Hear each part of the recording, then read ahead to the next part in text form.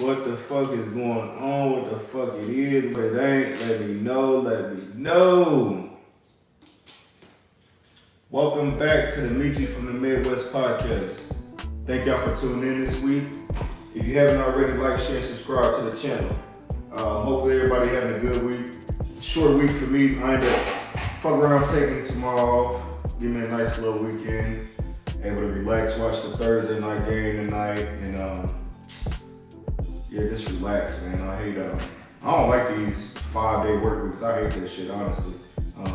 If it was my choice, I think that we should be able to work 4 days a week, and then had that Friday if Friday is considered a weekend, give us Friday, Saturday, and Sunday off. Cut the damn work week short. I'm not doing no 10 hours either. Just do 8 hours a damn day. Get the 32 hours. Y'all need to pay us more. That's what it comes down to. Anyways, like I said, thank y'all for tuning in. We're gonna get into a little bit of sports. As you know, football season. We got big boxing match this weekend. Couple movies coming out this week. I don't really listen to too much music, but I wanted to start it off with the quote of the day. Y'all just heard what I mentioned a minute ago. Was I decided to take a day off of work, and I ran across, like I said, I read the Daily Stoics every day, and September 26th, they got one called, this one was labeled, "What Time Off Is For?" And I just wanted to read what it said on here right quick. It says, "You deserve a vacation. You work hard, you sacrifice, you push yourself. It's time for a break. Hop on a plane, check into your hotel, and head to the beach. But tuck a book under your arm. Make sure you enjoy your relaxation like a poet, not idly, but actively. Observing the world around you, taking it all in, better understanding your place in the universe. Take a day off work every now and then, but not a day off from learning. Maybe your goal is to make enough money so that when you can retire early. Good for you. But the purpose of retirement is not to live a life of indolence or to run out of the clock. As easy as that might be to do, rather it's to allow for the pursuit of your real calling. Now that a big distraction is out the way, to sit around all day and do nothing, to watch endless amounts of television, or simply travel from place to place so that you might cross locations off a checklist. That is not life. It's not freedom either." So basically, like it was saying, man, take a day off. Like, if you busting your ass, like, I say this all the time, a job can replace you the moment you walk out the door. If they would decide to fire you, they can replace you that next day if they really wanted to. They could bump somebody up to your position. A lot of people are already been trained to get put in your position. Don't take it personal. They trying to build their company up. But what are you doing with your free time? What are you building up towards? Like, if you plan, what are your goals in life? Are you working towards them, or are you putting all your energy into a job that you're spending more time at work than you're spending at home? And that's all it comes down to. Like I said, I'm not saying every week call in or something like that, make it a habit. But no, like every month or two, a couple months go by, just take an extra day off work. The people at work should understand.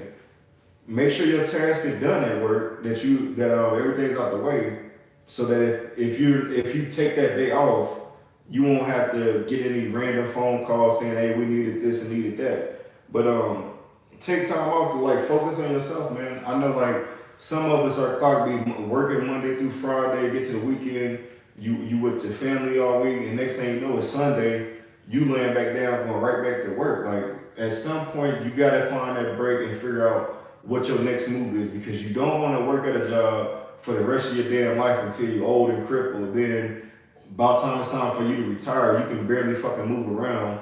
You gotta sit in the house in the rocking chair all day. So, just be mindful, to not don't forget about yourself at times. That's the point I want to make. If you have like a mental break, you're getting too stressed out at work, take a day off. Like I said, tomorrow I just want to get up, get a haircut, give me some breakfast, and just relax for a couple hours before I get on the highway. Because I'm usually on the highway every weekend. But like I said, man, y'all start getting a little bit more personal time with yourself. You feel me? Or like I said, if you take a day off, take your loved one out to eat or something. Just do something different to make you feel like your time is being used wisely versus being at work all day. So salute to everybody that got a 9 to 5. I mean, this shit ain't easy. I don't believe that we're designed to work until we old as fuck and spend the rest of our days in the crib reflecting on life. And it's like, damn, like what did I really do? Did I work my whole fucking life, or was I able to enjoy my life? Did I take the trips I said I wanted to? Like that's what I want. I want to get to travel to each state and go to their main attraction. I want to go out of the states again and stuff. I've already been to Japan and the Philippines and stuff like that. But I want to go like to Egypt, Africa, Rome. I want to go to those type of places and stuff. And like I said, my goal is to be done working by 46. That's my target goal. So I'm going to just keep doing what I'm doing and working my way towards that. But I would expect everybody else to be doing the same thing. But yeah, I just wanted to share that with y'all. Again, that's from the Daily Stoics. It's a book that I ordered off Amazon. It be having good little chapters I'll be reading every morning. I read those every morning when I pull up after I meditate. So once I pull up to work and meditate. But yeah, that's all I have for the quote of the day. I want to get into some sports. We haven't did basketball for a while, and we had a trade that happened. What is this? The 28th? Yesterday, actually. Damian Lillard has been traded finally. Not to the team that we thought he was going to. I know all the reports were saying that Dame Lillard said he wanted to go play for Miami Heat. They had a little package deal that included Tyler Hero. Was it Max Strus? No, Max Strus got traded. It had a deal that involved like Hero, maybe Duncan Robinson and Lowry or some shit, and some draft picks to trade Damian Lillard to Miami Heat and trade them boys off to Portland. He ended up getting picked up. He got traded in a 3-way trade to the Milwaukee Bucks. From the trade, the Suns received Grayson Allen and Nurkic. The Blazers received Drew Holiday and DeAndre Ayton, and Dame goes to the Bucks. As far as who I think that won this trade, I would go with the Bucks because even though the Drew Holiday is gone, now you got a 30-point scorer with another 30-point scorer in Greek Freak.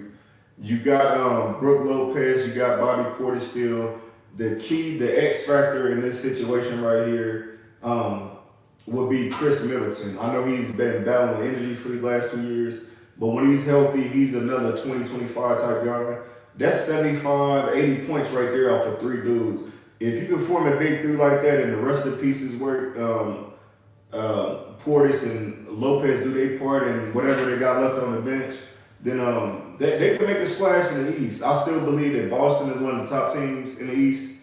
Boston, Philly's still up there, even with James Harden.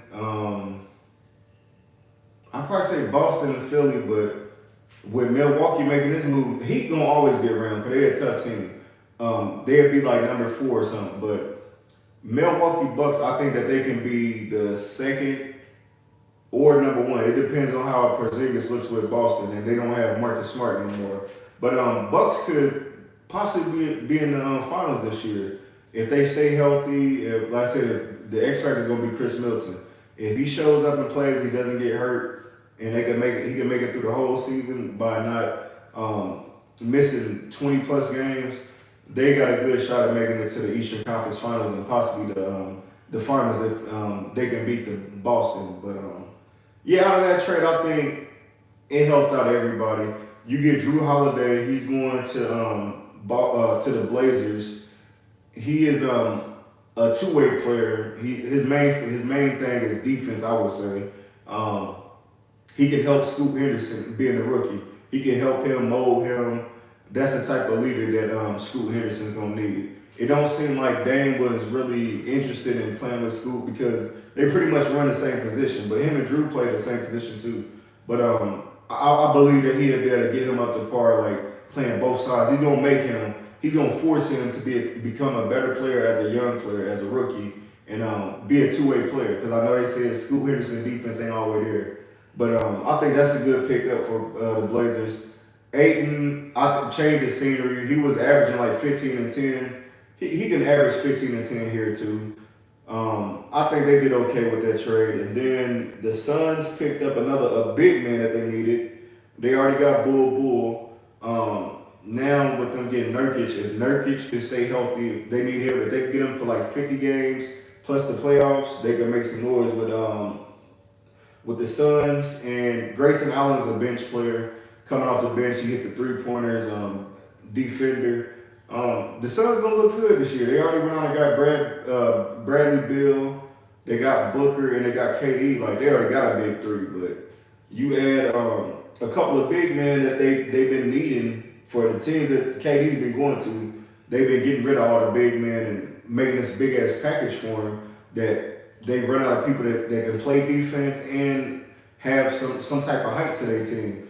But overall, I think that Dame and the Bucks won this one. Giannis said that he wants to win another ring, and they pulled the trigger. They made it happen. So, yeah, Dame Lillard is a fucking Milwaukee Buck now. Next thing I wanted to get into right quick, I wanted to get into the Colorado squad, college team. They played goddamn Oregon. Oregon was favored by 21. These niggas lost 42-6, I think. I don't remember getting this. Well, they got the 6 points at the end of the game at some time. Garbage time or whatever. As far as I said last week, I am a fan of Colorado. I'm going to be a fan on Deion's there. I want to see where he can take this team to. And I want to see Deion end up as an NFL player, as an NFL coach, that is. For him to do that, I believe he's going to be successful at this college level. If he can get them to the playoffs, if he can turn them around and get that offensive line and D-line better next year, they got a shot of being one of the top teams in the country. As far as playing Oregon was not having that shit. The coach had them boys hyped up.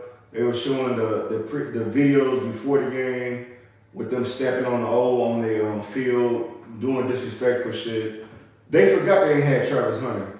They didn't have a top cornerback. They didn't have a number one receiver, the number one cornerback or the number one receiver in Travis Hunter. With him missing, it was they got exposed. They got exposed, but this was stuff we already knew. Their old line is not there. Like it's not there yet. Deion said it himself. He needs about 7 or 8 more people. Meaning, I'm thinking a couple people in that old line, a couple people in that D line, and somebody in the middle of the field, one of those linebackers. Once he gets an upgrade there, somebody transfers there, they're going to be in a better position to actually ball out. But as far as Oregon, they just had some dogs on their team led by Bo Nix that's been in college for a while now.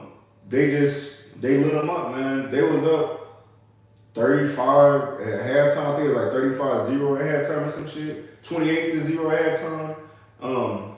They couldn't get nothing started.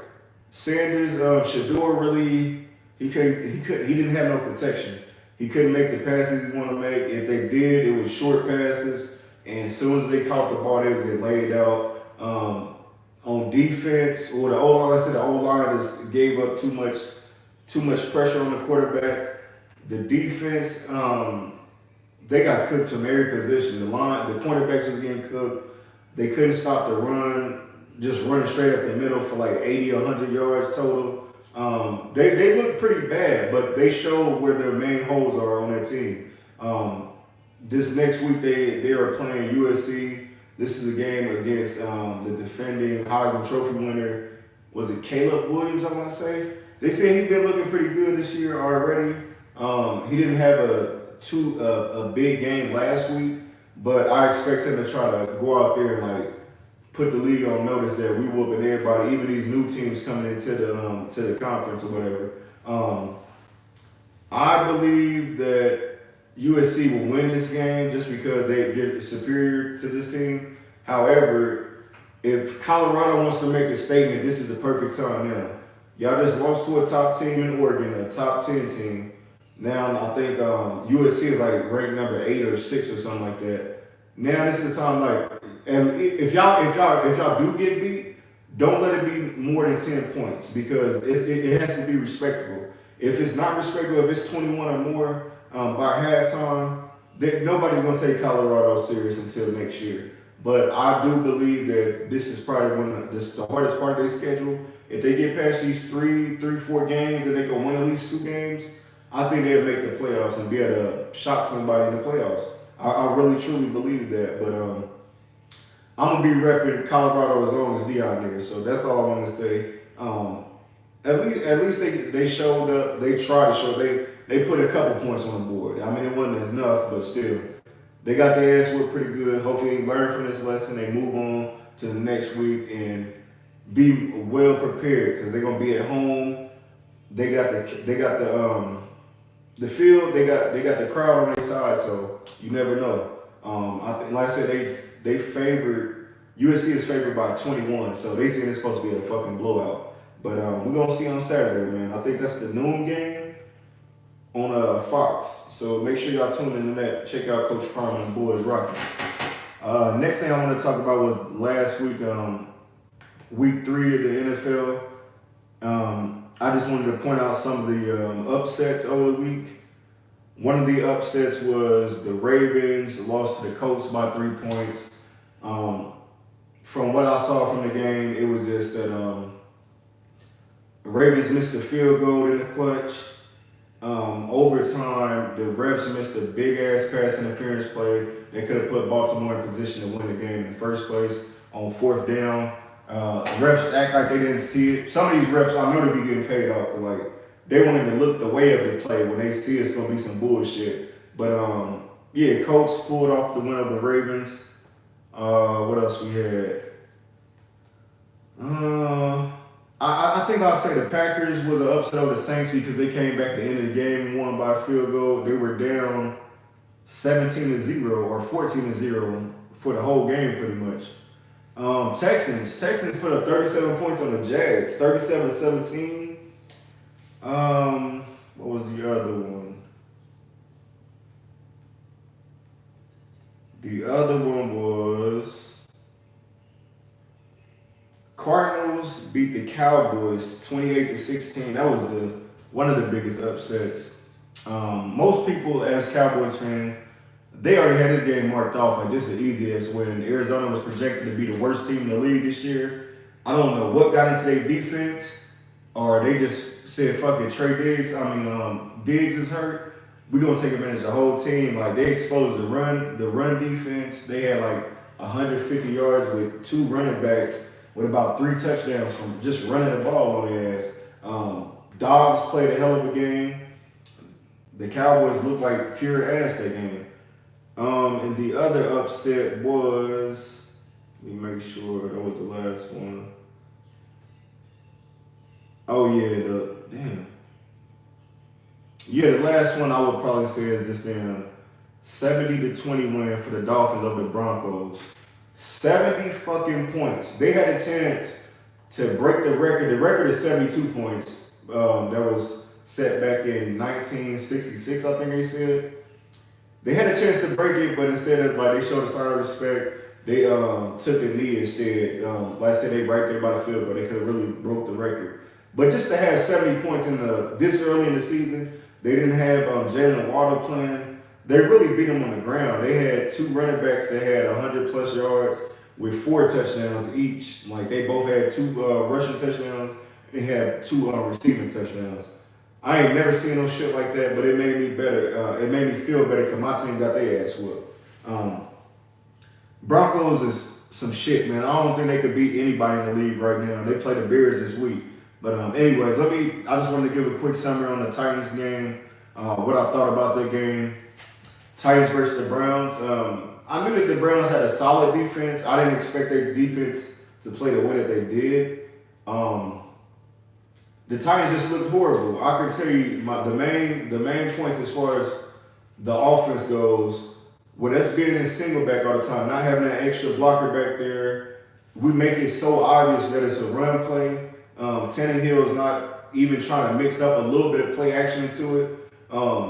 Handing the ball off to Henry when you see 10 people damn near up on the line is just it's stupid. I don't know what the game plan be, but it's not working. The pass game is not there because, like I said, Tannehill, he doesn't have enough time to throw the fucking ball because our line is just falling apart. Andre Dillard and Brewer, our center, like they just pushing these dudes over and getting to the quarterback. Or if they get into him, they either sacking him or putting too much pressure on him. They got throw the ball away or make a bad pass. And he did that a lot that game. He made a lot of bad passes. Like I said, I don't put all the blame on him because it's the O-line job to protect him, to give him enough time to see one of his receivers open. But we just ain't had it, man. Henry had -7 rushing yards at halftime. He finished the game with 20 rushing yards. That's probably the lowest rushing yards in his career. I expect a big game from him this week after that performance. As far as the defense go, the D-line did okay for the most part, but we start the second half, we just start giving up like dumbass plays. We got hit with the play action a couple times for the deep ball. The receivers wide the fuck open. Screen plays, a little bitty short plays that they should be getting like 2 or 3 yards from. They getting 13, 15 yards from. So Christian Fulton, our number 2 cornerback, is fucking toast. They was cooking his ass all game. Bunting, our number 1 cornerback now, bad pass interference plays, getting burnt on plays. Like our cornerbacks just look like shit right now. Yeah, this is a bad loss, man. I really don't got much to say about it. Is that I said this shit is depressing. Starting the season off 1-2 with. I believe that. I mean, like I said, as a fan, I believe that we could have won all 3 of these games if they would have gave Henry a little bit more blocking, or if Tannehill would have did a little bit more play action. If Hillard is able to hold up for just like 1 more fucking second, it gives us it gives us a chance to make the plays we need to play, that we need to make. And like I said, the Browns, man, salute to their defense, but they pretty much shut us out that game. We ended up losing it 3-27. I can't say nothing bad on them, man. Like the better team won. But anyways, it is now week 4 in the NFL season. Tonight we got a Thursday night game, and I just want to go through the predictions for this week. Tonight we have the Lions versus the Packers. I'm seeing a lot of hype on the Packers. I'm on the Lions. I know they got everybody back. They bought in some more people. The defense looks legit. Offense is getting there. But I like the Packers in this one because they're at home for one, and on top of that, they're 2-1 without Christian Watson and Aaron Jones. Those 2 were marked as questionable. They are now going to be suiting up to play tonight. I don't know how much of the game they play, but that's a big impact to have your number 1 running back and your number 1 receiver back. So I want to see how Love looks with throwing to Watson, because like I said, they could use him. They use him for the deep ball. If he can get deep a couple times and get behind the Lions defense, it's gonna be a long night for the Lions. But I got the Packers in this one, and it's the OG team, so I'm gonna represent for her too. We got the Falcons and the Jaguars. This is a 9:30 game. The first game we got of the year in London. I am going to go with. I think I said the Jags on this one. I'm gonna go with the Falcons. I'm gonna go with the Falcons on this one. I'm not fucking with the Jags, man. If it makes sense, I'll pick them. But no, I got the Falcons on that one. These bitch ass niggas ain't at home. They in London. Next game should be a good one. Dolphins versus the Bills. I got the Dolphins right now. I got them actually as the best AFC team at the moment, so I'm gonna rock with Dolphins on that one. Vikings versus Panthers. Battle of the 0-3 teams. Who gets the first win? Bryce Young was out with a concussion. He is back for week 4. I am going to go with. I'll go with the Vikings on that one. I don't really see much on the Panthers right now. Broncos and the Bears. Another game, 0-3 game. I'm gonna go with the Bears to win that one. Broncos just look horrible. They just lost by 50 points. Let a motherfucker drop 70 on them. I'm not betting on them for shit. Ravens and Browns. That should be a good one. Both 2-1. I'm I'm gonna go with the Ravens on this one. Steelers and Texans. Even though the Texans got a nice win last week, I believe Steelers the better team, so I'm gonna go with the Steelers on that one. The Rams versus the Colts. I'm definitely not going for the fucking Colts. I'm gonna rock with the Rams to pull that win off. Buccaneers versus Saints. This is always a good one because Lattimore and Mike Evans, them niggas hate each other. They always try to fight each other every single game. I'm gonna go with the Bucs to win this one because I know Derek Carr, he probably be out for this game with a shoulder injury. I'm not sure I don't know how Winston gonna look. I ain't seen him play for a minute, so I'll rock with the Bucs on that one. Commanders versus the Eagles. Eagles one of the undefeated teams still. I'm gonna say the Eagles continue to be undefeated. They will beat They will beat the Commanders. Raiders and Chargers. I'll go with the Chargers on that one. The Patriots and the Cowboys. I'm going to go with the Patriots on this one. This is Zeke's first game back versus Cowboys in Dallas. I think he's going to make a statement. I know a lot of people think he washed up. He had a solid game last week. I think it was like 12, 15 carries for 80 yards. He looked hungry that game, and I think he wanted to set the tone for this next game. If he can come out and get that type of performance and the Patriots defense can shut down CeeDee Lamb and Pollard, Cowboys might be in for another upset. Cardinals versus the 49ers. I think 49ers will win this one. They are also 3-0. Chiefs and Jets. I got the Chiefs going to beat the hell out the Jets at home. And the Monday night game, we got Seattle versus the Giants. I'm going to go with Seattle to win that game. And as far as my game, Tennessee Titans versus the Bengals this week. I believe that we can win this game by 3, maybe 7, because I know that Burrow's still hurt. I believe we got a top 5 defensive line. If we can put pressure on him, put him on his back a couple of times, get him backpedaling, we're going to force him to a bad throw, a couple of bad throws that's going to cost them field position, meaning we're going to get a couple of interceptions this game. If we're able to put more pressure on him, we're going to get a ton of sacks this game. I can see us getting about 5 sacks and 2 interceptions. I can see the defense coming up big this game. But I can also see the Bengals beating the hell out of us due to our cornerbacks being suspect. Going against 2 top receivers in Higgins and Jamar Chase, I don't know about that matchup. I know Bengals usually cook our cornerbacks. They've done it in the last couple of games. The games that we played them in the playoffs, they just fucking cooked it. So I'm gonna rock with my team. I think we can pull this out by 3. I'll say 24-21. But if we're able to put a lot of pressure on this dude, I think we can win 21-10. So that's my prediction for this game.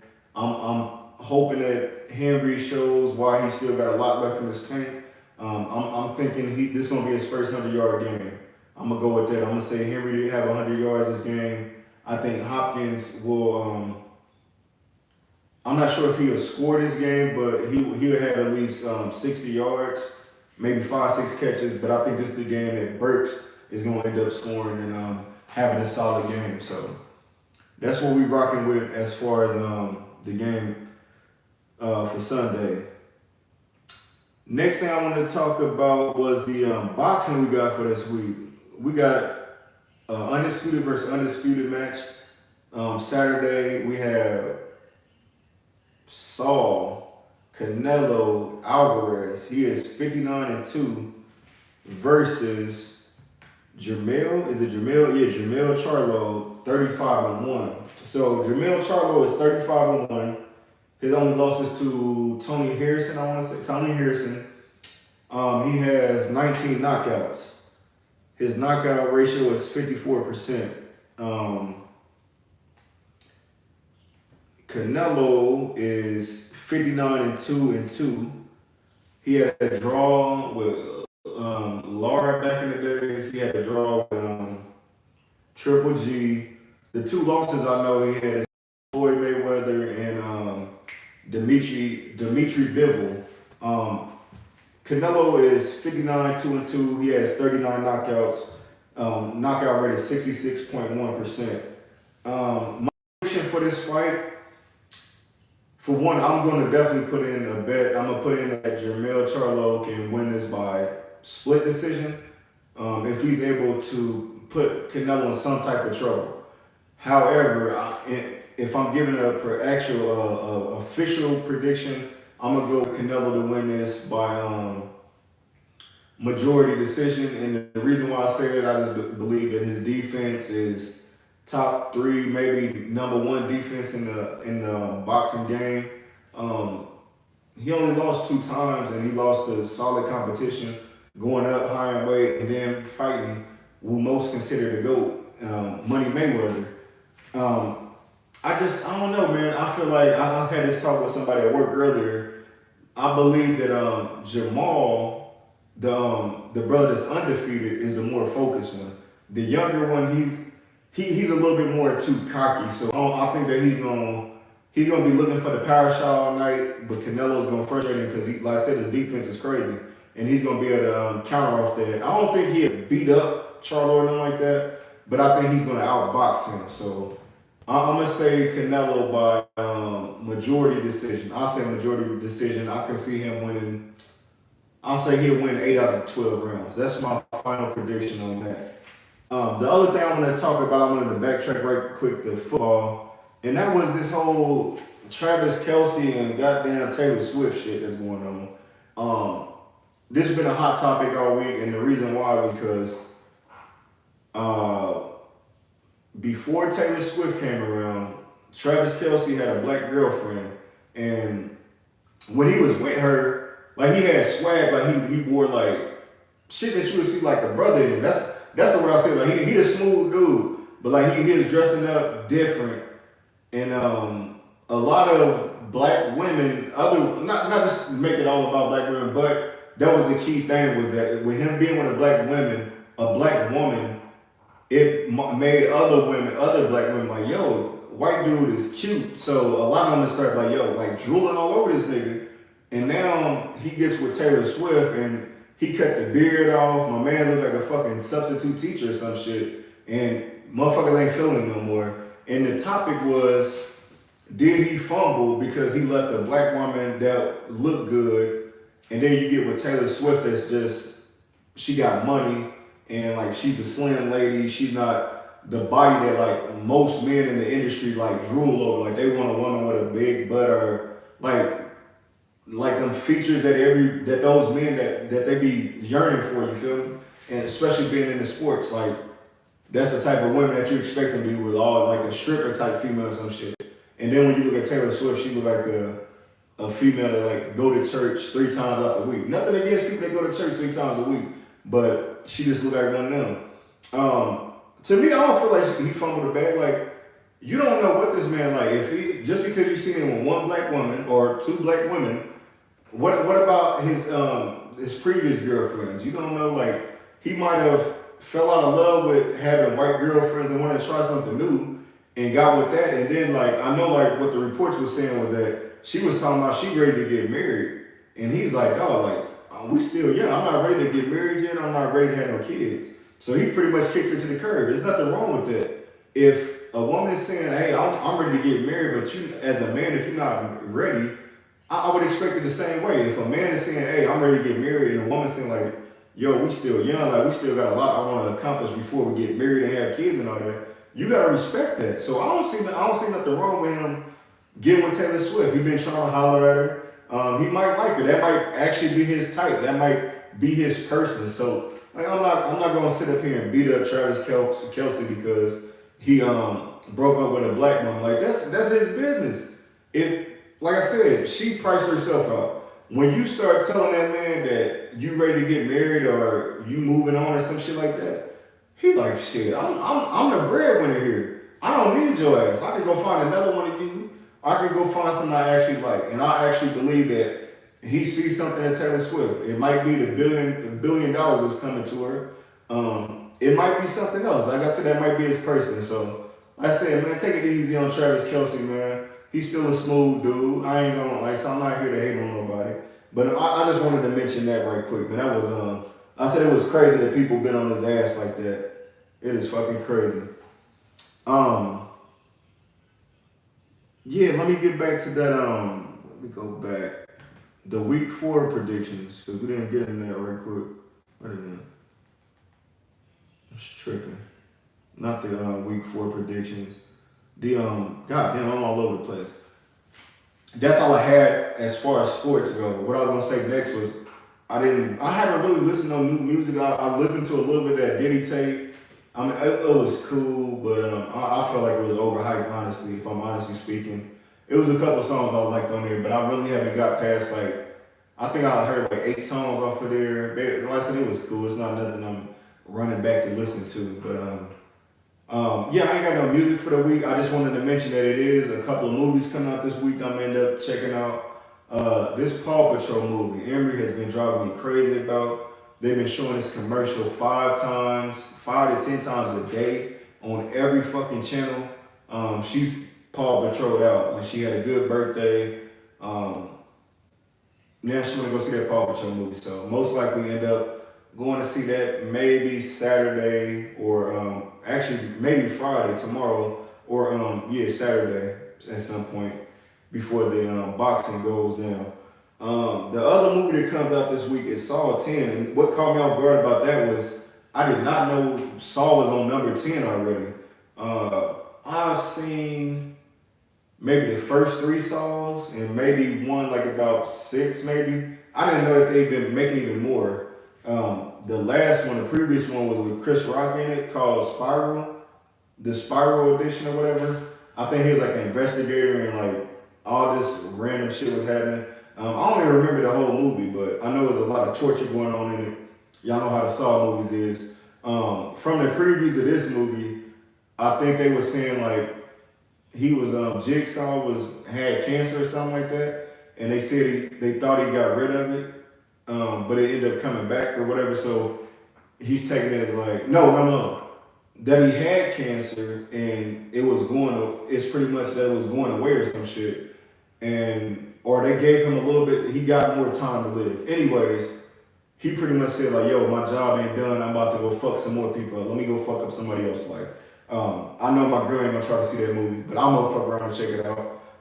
I got tomorrow off. If I can get to the early show, I'll probably go see it. If not, I'll end up catching it during the weekend, maybe Sunday night. If it's not a good game on Sunday night, I'll go check it out then. But like I said, that's 2 movies. If y'all want to take the kids to go see a movie, the younger kids that obviously watch Paw Patrol, go check out Paw Patrol. If you want to see a scary movie, like I'm a horror fan. That's my favorite genre. Go check out that Saw 10. Next thing I want to talk about as we get closer to the end of the show is I ran into a TV show I told y'all about before, Dark Side of the Ring. I didn't know that they had one called Dark Side of Comedy. And with this Dark Side of Comedy, it's pretty much the same thing. It's telling the downfall of certain comedians that was in the game at some point, and like what happened to them at like what was their background story. Some of the famous ones. I seen it. It's 10 episodes. A couple of names I seen on there. I know they had Roseanne on there, Chris Farley, and the one that I ended up watching was Richard Pryor. I found out a lot of things about Richard Pryor that I didn't know. I really didn't know his background story or whatever like that. But so pretty much, I just want to say a couple of things that happened on here that, like I said, I had no clue about. First thing was that Richard Pryor, at the age of 14, his I think he said as he was growing up, like I said, he was only 14. He ended up having sex with a woman and got her pregnant. He said that his mom was like a street lady, like a hoe or a prostitute. So he was so used to seeing all these different men and these men come up in the crib and just fuck on her or whatever. And I guess he thought that was cool, but he ended up having sex at an early age, at the age of 14, and getting a woman pregnant. And that's big, man, especially coming up in the 70s or whatever, having a baby at the age of 14, like that's some crazy shit. That was something I didn't know about. As he got older, I didn't know that as far as him with comedy, he stepped away from comedy a few times. Like I didn't know about that. I thought that he was just coming up and people was hating on him, and he got to a certain point that he was like this superstar. But what really happened was that back in those days, like black comedians wasn't getting the spotlight or whatever because it was still like segregation and all that shit going on. But he was able to bring in the white crowd and make them laugh, and then he started feeling left out. Like, oh, I'm making all these people laugh, but like, where are my people? And I'm looking around, I'm not seeing enough black people. No black people ain't supporting me. Sometimes they can't even get up in that motherfucker because, like I said, it's still a racist times. You feel me? And he stepped away from it a couple of times. One time, where was it? He said he stepped away because of cocaine. He got hooked at cocaine. He was doing cocaine, like that was his main thing. It brought out anger issues with him. He tried to shoot one of his wives. He tried to kill some people before. Pulling out guns on motherfuckers, just like said, high out of his mind, not knowing what the fuck going on. The other thing was, the part that really got me was that he said he went to Africa. What? I'm trying to think, when was this? This was after, so as far as when him doing cocaine and stuff, he ended up trying to freebase and ended up catching stuff on fire, burning 50% of his body. So I remember that part because I remember seeing like the comics and the videos he used to make back in the days, but because I know he joked about it. I didn't know that like all the shit that he was talking about was actually like real life what happened. But this one time he said he stepped away from comedy and he went to Africa. And when he went to Africa, it changed his life around because when he got over there, he was so used to saying the word nigga that when he got there, seeing all these different black people that didn't have the same lifestyle as him, he couldn't just go over there and be like, yo, like, what's up, nigga? Like you my homie or some shit like that.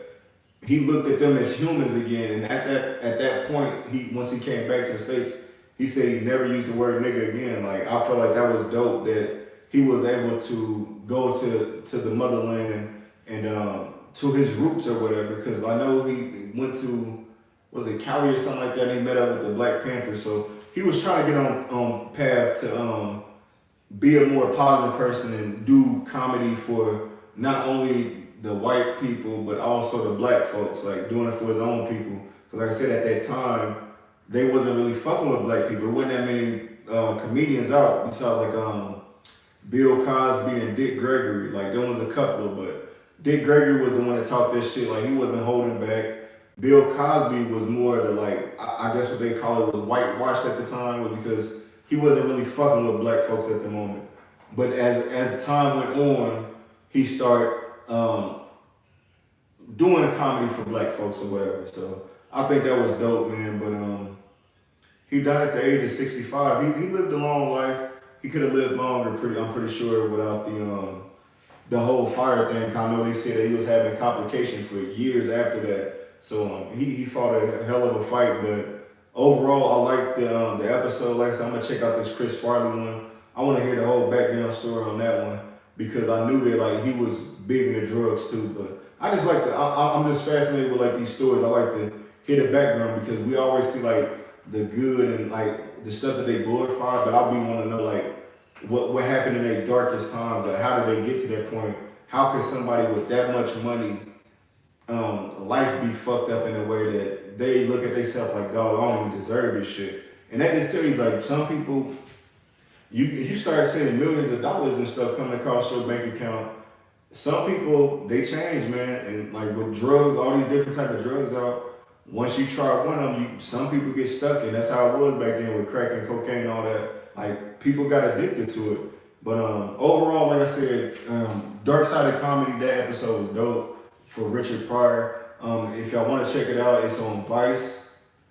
Like I said, this was a season from last year, 2022. They're supposed to be making a new one next year, so I'm gonna try to work my way through these people because I don't really know most of them. I knew about 3 or 4 people, But I'm looking forward to that next season, man. I like what they're doing with this dark side of the comedy, dark side of the ring, all that type of stuff.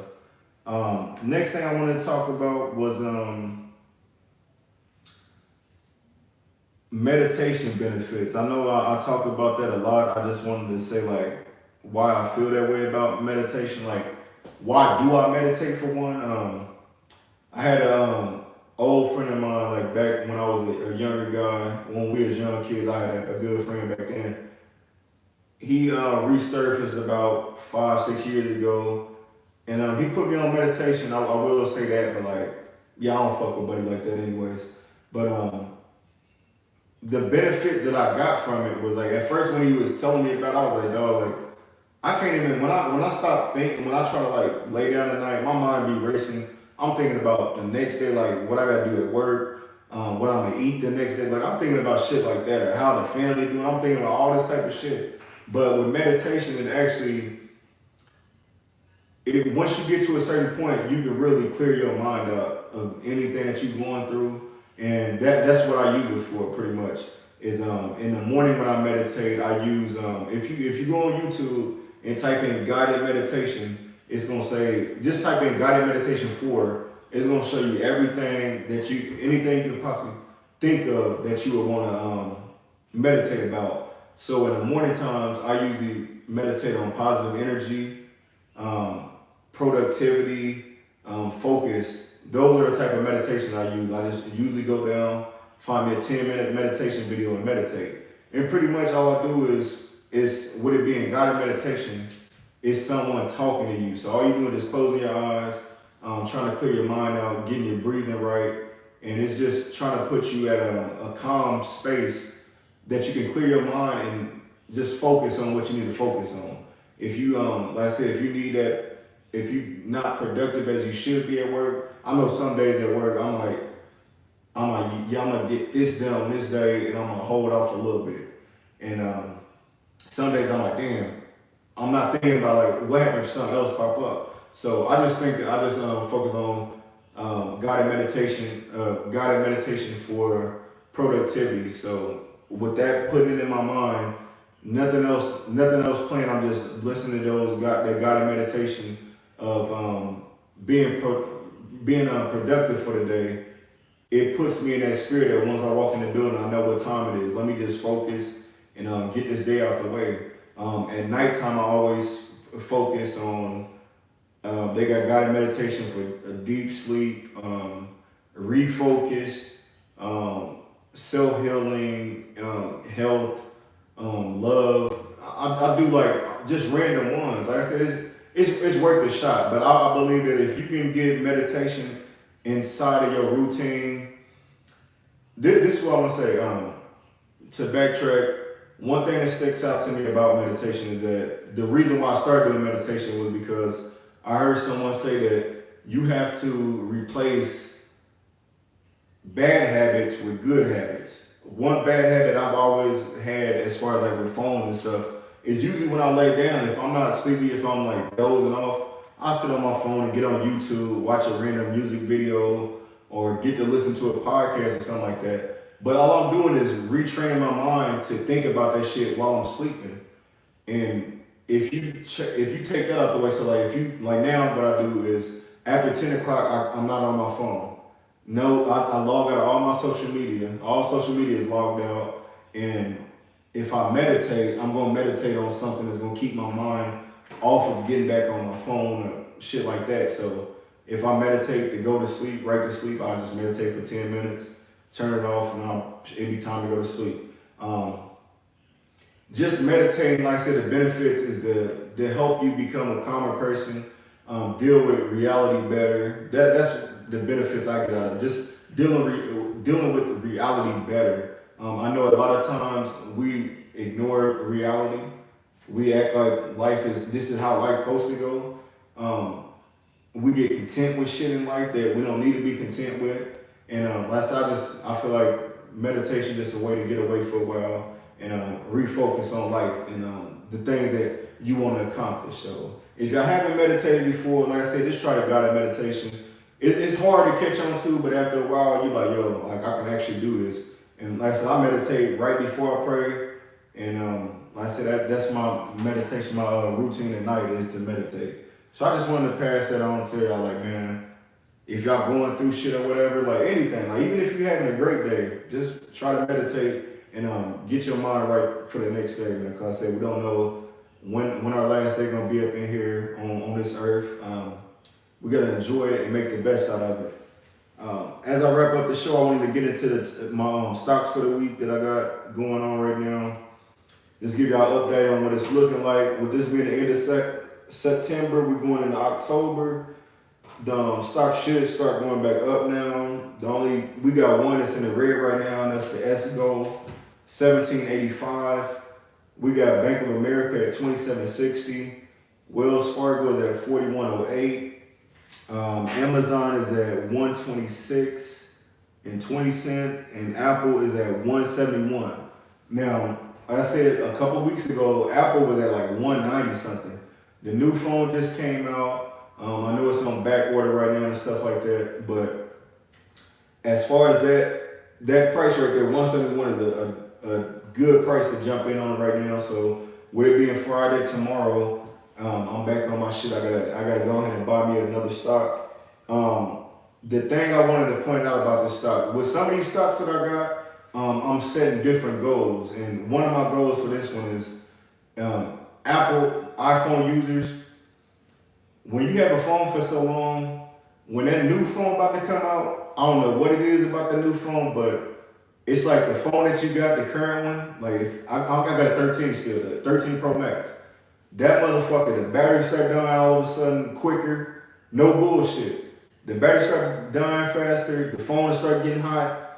It just be weird shit happening. It's like, dog, these phones are made like that, so once your shit start fucking up, oh, it's time to upgrade. And what do? They advertise it as, hey, trade your phone in and we'll give you this one on the house free. So then you just back into paying a payment on that next phone. The thing I said I'm gonna do is I'm not gonna upgrade until I got how many Apple shares. I need to have more Apple shares than what that phone costs. Currently the phone is $1,200. That means I need to have 6 Apple shares. Well, 6 or 7. So that's what I'm working towards. Once I get there, once I got $1,200 invested in the Apple, then I'll move on and get my upgrade. So that's my motivation right now. Like I said, if y'all investing in Apple, if you haven't upgraded yet, don't get it yet until you got the phone. Until you got enough shares, you got more shares than that phone costs. Because to me, it sounds crazy if you're gonna invest in stocks, especially in Apple. What sense does it make for you to go buy a $1,200 phone and be in payments for a couple years when you could buy a stock that actually owns the phone? And you should have more invested in that, because technically, example, if you had 10 Apple shares right now, that would be about $1,800. If you wanted to share them, sell those shares, you can sell them shares right now and then go buy the phone with that. Instead of working extra time or cutting into your money that your finances for the month, you can sell your shares and buy the phone with your shares. That's just something to put on y'all dome. That's what I'm gonna do. So, like I said, if you're investing in Apple or plan on investing in Apple, this is the time now. Catch them while they're low at 171 because it's gonna go back up going into the rest of this year. Yeah, that's all I got for shares, man. The last part I want to get into was my top 5, and that was on what I've been doing recently is 5 upsets I can see for the weekend. The 5 upsets for this week, I will say is, let me go, damn. It's a lot of games that are gonna be close games, but let me see. One, I know I've been doing this for a couple of weeks now. I can see the Commanders actually beating the Eagles because the Commanders defense, they got that front line that can get to Jalen Hurts. If they can force him to make bad passes like some of these teams have so far this year, they can pull off an upset. So that would be an upset.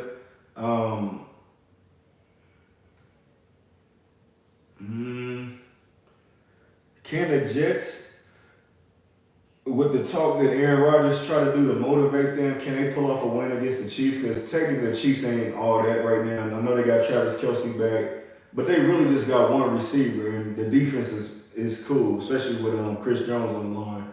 I can see the Jets possibly pulling off a win. The Giants over the Seahawks would be an upset, I would say. And the main upset of the week that I'm actually agreeing with, that I've already put in my prediction, was that I believe that the Patriots can beat the Cowboys. The Cowboys, they rush defense didn't look too good last week. And with Diggs down, with Gilmore being the number one, I won't say he got exposed, but he got exposed. Like they know that he can't be the number one, the primary cornerback. So if the Patriots can find any way to slow down the Cowboys defense, take advantage of that, and make this a bad game for the Dak Prescott, the Patriots can pull off the win. Thank y'all again for tuning into this episode, man. I appreciate y'all for tuning in every week. Keep on getting the likes up, the views up, and stuff like that. Like I said, I'm going to keep on dropping content every week. It's my location for now. It's only going to get better. Like I said, I still want to get back into having guests on the show and doing interviews and all that, but everything is meant to be on perfect timing, so I'm going to just let everything fall in place. Until then, this is where I'm at. Thank y'all for tuning in. Make sure you like, share, and subscribe to the channel. Last time I ain't been doing no top fives on the Madden, man. I can't get my plays off. But once I do get a little top five, I'm going to start dropping them back on Sundays. Like I said, thank y'all for tuning in. I will catch y'all next week. Y'all be easy. Enjoy the fight. Leave a prediction in the comments on who y'all think will win out the Canelo and Charlo fight. Leave a prediction in the comments on who y'all think will win, who will be the upset of the week this week. Leave a comment on that. And yeah, let me know if y'all check out the Saw movie or that Paw Patrol movie. Let me know the reviews on that. Thank y'all for tuning in.